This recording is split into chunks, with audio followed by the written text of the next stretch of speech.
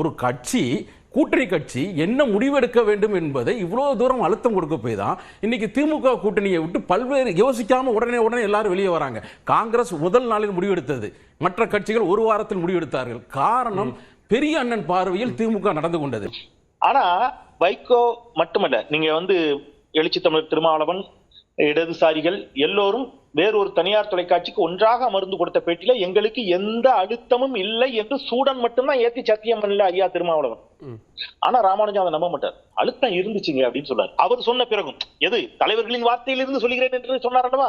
காட்டு மன்னார் கோயில்ல விடுதலை சிறுத்தைகள் தலைவர் நிக்க கூடாது அப்படின்னு அழுத்தம் கொடுத்தது யாருன்னு சொன்னாங்கன்னா, அன்றைய அமைச்சர் ஏவா வேலுவும் MRK பன்னீர்செல்வமும் யார்கிட்ட சொல்லியிருக்கிறாங்கன்னா விடுதலை சிறுத்தைகள் தலைவர்கிட்ட சொல்லியிருக்கிறாங்க. திருமாவளவன் சொன்ன கருத்தை நான் சொல்றேன். திருமாவளவன் சொன்ன அந்த பேட்டி தனியார் தொலைக்காட்சியில தெளிவாக சொல்லியிருக்கிறார். நான் அப்படி ஒண்ணு எடுத்தேன். நான் கூட்டணி கட்சி என்ற முறையில கன்சல்ட் பண்ணிருக்கணும். கன்சல்ட் பண்ணாமலே நான் அந்த முடிவு எடுத்தேன்.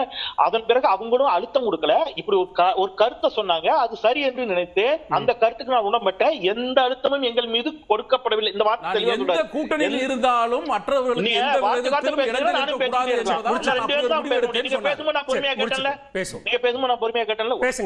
சொன்னது ஏன் உங்களுக்கு மறந்து போச்சு? Right, okay. மதிமுக இன்னைக்கு இந்த நிலைப்பாடு எடுத்திருக்கிறாங்க. திமுகவும் ஒரு வகையில காரணம். நீங்க 2017ஆவது ஆண்டுல கிட்டத்தட்ட RK நகர் இடைத்தேர்தல் இருந்தே அந்த கூட்டணி தொடருது திமுகவோட. 2021 சட்டமன்ற தேர்தலில் 6 சீட் கொடுத்தாங்க. 2026 அது 4 சீட்டாக குறைக்கப்படுது. அந்த 4 சீட்டுகளாக குறைக்கப்பட்ட போது கூட உதயசூரியன் சின்னத்துலதான் போட்டியிடணும் கூடிய ஒரு அழுத்தமும் கொடுக்கப்படுது.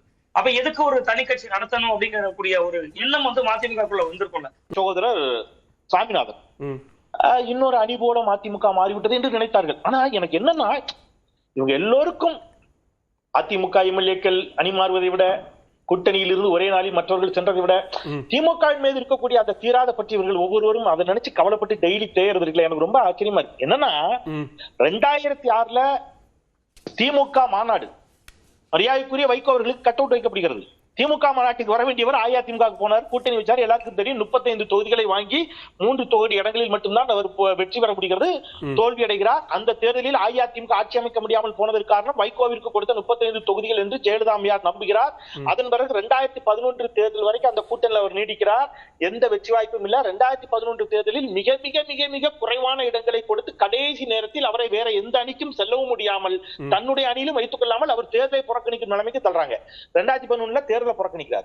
2016 மக்கள் நல கூட்டணி ஒரு இடங்களில் கூட வெற்றி பெறல. வைகோ கடைசி நேரத்தில் போட்டியிடல. அதன் பிறகு அவருடைய வெற்றி கணக்கு 2006 போனதுங்க. எப்ப தொடங்குது? திருப்பி எல்லோரும் ஓரணியில் சேர்ந்து 2019 வெற்றி திமுக கூட்டணி, 2021 வெற்றி திமுக கூட்டணி, 2024 தீப்பெட்டி சின்னத்தில் நின்று துரை வைகோ அவர்கள் வெற்றி பெறுகிறார். துரை வைகோவை தீப்பெட்டி சின்னத்தில் நிற்க வேண்டாம் என்று அடுத்த திமுக மற்றவர்கள் உதயசூரியன் இதை ஏன் முதலே சொல்ல. சரி, இன்னொன்னு சொல்றேன். எப்படி ஏணி சின்னத்தில் ஐஎம்எல் போட்டியிட்டது? எப்படி பாணி சின்னத்தில் விசிகா போட்டியிட்டது? விசிகாவால் பாணி சின்னத்தில் உறுதியாக போட்டியிட முடியும் என்று சொன்னால், நீங்க அப்ப விசிகாவுக்கு அழுத்தம் கொடுக்கல, திமுக வைகோக்கு மட்டும் தான் அழுத்தம் கொடுத்துச்சா? அல்லது திமுகவின் அழுத்தத்தை எதிர்கொண்டு வெற்றி பெற தெரிந்து விட்டது திருமாவளவன் அண்ணனுக்கு, வைகோக்கு தெரியலன்னு சொல்ல வராரா சாமிநாதன்? விசிகாவுக்கு பாணி சின்னம் 2024 நாடாளுமன்ற தேர்தலில் அங்கீகரிக்கப்பட்ட அரசியல் கட்சியானால் பாணி சின்னம் நிற்குவதற்கான ஒரு சூழல் இருந்தது. பாணி சின்னத்தில் நின்று 2 இடங்களில் வெற்றி பெற்ற பிறகுதான் அங்கீகாரம் கிடைத்தது சாமிநாதன். அங்கீகாரம் கிடைத்தது. பானை சின்னத்தில் நிற்பதற்கு எழுச்சி தமிழரால் முடியும்னு சொன்னா, ஏன் திருச்சியில தீப்பெட்டி சின்னத்தில் நிக்க முடியும்னா ஏன் 2 எம்எல்ஏக்கள் உதயசூரியன் சின்னத்தில் வைகோ நிப்பாட்டணும்? சரி, ஓகே. நீங்க ஏதோ மிரட்டிட்டாங்க, உள்ட்டிட்டாங்க, அழுத்திட்டாங்க நிக்குது. பானை சின்னத்துல விசிகாவால நிக்க முடியுதுன்னா தேர்தலுக்கு முன்பு திமுக கூட்டணியில் வைகோ சொன்னாரா? தேர்தலுக்கு முன்பாக சொன்னாரா? பேச்சுவார்த்தை நடத்தி வெளியில வந்து சொன்னாரா உதயசூரியன் சின்னத்தில் நிக்கிறதுக்கு எங்களுக்கு அன்னைக்கு என்ன சொன்னாரு? அரசியல் அவர்களே சொல்லாததெல்லாம் நீங்க சொல்லாதீங்க. அற்ற குளத்து அருநீர் பறவை போலன்னு இங்கே இப்போ உள்ளவங்களுக்கு தெரியும். பறவை ஏன் குளத்தை விட்டு போகுது அப்படிங்கிறது அது யாருடைய பிழை? நதியின் பிழை என்று நரும் புனல் இன்மை கம்பன் சொல்றான். அது விதியின் பிழைன்னு சொல்றான். அதனால இதை அருமையாக கண்ணதாசன் பாடியிருப்பார் உங்களுக்கு. அதாவது நதி வெள்ளம் காய்ந்து விட்டால் நதி மீது குற்றம் இல்லை, விதி செய்த குற்றமாமான்னு சொல்லுவார். எதுக்கு சொல்ல வரேன்னா, இவையெல்லாம் இயற்கை. இதை போய்கிட்டு கொஞ்சம் பேர் கயமைங்கிறது அல்லது துரோகங்கிறது இதெல்லாம் ஆண்டாண்டு காலமா நடக்கக்கூடிய ஒரு விஷயம். நான் பெரிதும் மதிக்கக்கூடிய ஹிதாயத்துல்லா ஐயா சொன்னாங்க, எங்க தண்ணி இருக்கிறதோ அங்கேதான் சொல்லுவார்கள். எங்க ரைட்டு கர்நாடகால உங்க எம்எல்ஏக்கள் ராஜினாமா பண்ண போது அது துரோகம்னு தானே சொன்னீங்க. வட மாநிலங்களில் உங்கள் எம்எல்ஏக்களை ராஜினாமா செய்து விட்டு பாஜகவில் சேர்ந்து போட்டிட்ட போது அதுதான் அரசியல்.